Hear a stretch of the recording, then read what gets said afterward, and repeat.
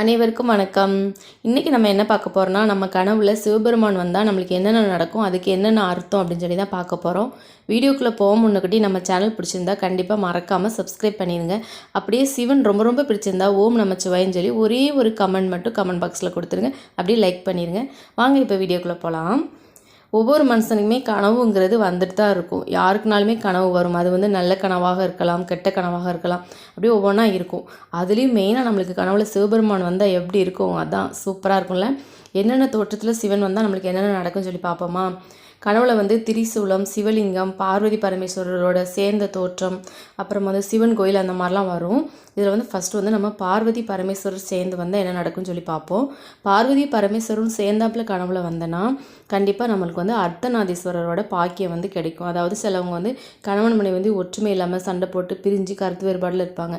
அந்த டைமில் இந்த மாதிரி கனவு வந்தேன்னா கண்டிப்பாக அவங்க வந்து சேர்ந்து வாழ்கிறதுக்கு நிறைய சான்சஸ் இருக்குது. அவங்க வந்து என்ன பண்ணணும்னா நீர் அபிஷேகம் பண்ணணும். பார்வதி அம்மாவுக்கு நீர் அபிஷேகம் பண்ணணும். அப்புறம் வந்து சிவன் கோயிலுக்கு வந்து தேன் வாங்கி கொடுத்து அபிஷேகம் பண்ணணும். அப்புறம் ரெண்டாவது வந்து சிவலிங்கம் வந்துச்சுன்னு வச்சுக்கோங்களேன், ரொம்பவே நம்மளுக்கு புண்ணியம் அப்படின்னு சொல்கிறாங்க. இப்படி வந்தால் நம்மளுக்கு எதிர்காலத்தில் ஏதாவது நம்மளுக்கு கஷ்டம் ஏதாவது இருந்தால் அதெல்லாம் போயிடும். நல்ல அதிர்ஷ்டம் செல்வம்லாம் கிடைக்கும்னு சொல்கிறாங்க. அப்புறம் வந்து சங்கரரோட திரிசூலத்தை பார்த்து வச்சுக்கோங்களேன், நம்மளுக்கு ஏதோ ஒரு மங்களகரமான ஒரு அறிகுறி தான் காட்டுதுன்னு சொல்கிறாங்க. வருங்காலத்தில் நம்மளுக்கு ஏதாவது ஒரு கஷ்டம் வரப்போகுதுன்னா அதெல்லாம் வந்து நம்மளுக்கு இந்த திரிசூலத்தை பார்க்கறதுனால நீங்கிரும் அப்படின்னு சொல்கிறாங்க. அப்புறமா மெயினாக ஈஸ்வரரோட தாண்டவம் ஆடுறது பார்த்தோன்னு வச்சுக்கோங்களேன், நம்மளுக்கு வந்து உடனே ஏதோ சிவன் நம்ம மேலே கோபமாக இருக்காரோ, நம்மளுக்கு ஏதோ கஷ்டம் வரப்போதோ, அதை இந்த மாதிரி காட்டியிருக்காங்களோ அப்படின்னு சொல்லி நம்ம கவலையே பட வேண்டாம்.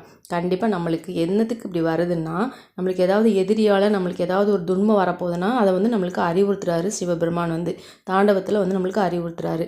அதனால் வந்து நம்மளுக்கு வந்து எந்த துன்பமும் இல்லாமல் அவர் விளக்கிடுவார். அதனால் நம்ம கவலையே பட வேண்டாம்.